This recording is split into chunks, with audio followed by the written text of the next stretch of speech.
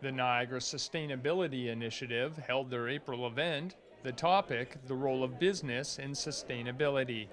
Today's topic is the role of sustainability in business. And what we're talking about today specifically is how businesses, although maybe not regulated by policy through the provincial or federal government, have an impact to make on the environment and how they can make internal policy changes and incorporate sustainability, and how there are cost savings and other benefits related to incorporating sustainability at the workplace. The NSI is a local not-for-profit working with businesses to help introduce sustainability into the workplace.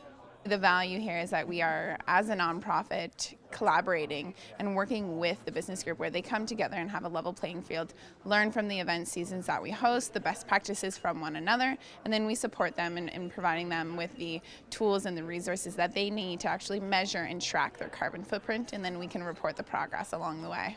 Businesses do have a large impact, and employees want their companies to be a corporate socially responsible organization. They'll be more engaged and more active, and there is a significant opportunity for businesses to have cost savings through incorporating sustainability at the workplace.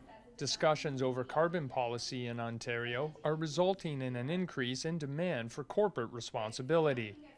The Carbon Project is our flagship program, so when we talk about the Carbon Project, we're talking about the organizations across the Niagara region who are participating and working collectively to report and measure on their carbon footprint, and we support them through, again, once those tools and those resources and this network that they're participating in so that we can recognize them for their efforts along the way.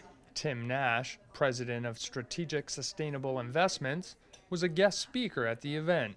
As an economist, I probably would prefer a carbon tax. A carbon tax is simpler and it's easier and it's a lot more consistent for businesses as well as for governments in terms of how much revenue they're going to bring in.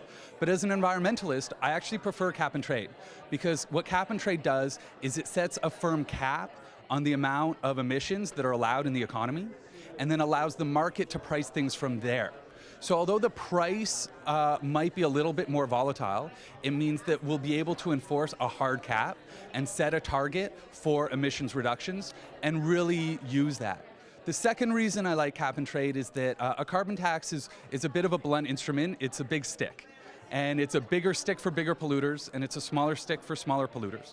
Whereas with cap and trade, it's both a stick and a carrot, meaning that people who pollute are still going to be paying more money. However, there's the opportunity for companies who are part of the solution to actually receive subsidies, not from taxpayers, but from polluters, to be able to incentivize them pulling more carbon out of the air and actually being part of the solution. To find out more on how you can bring sustainability to your business, log on to niagarasustainability.org. In St. Catharines, you're watching The Source.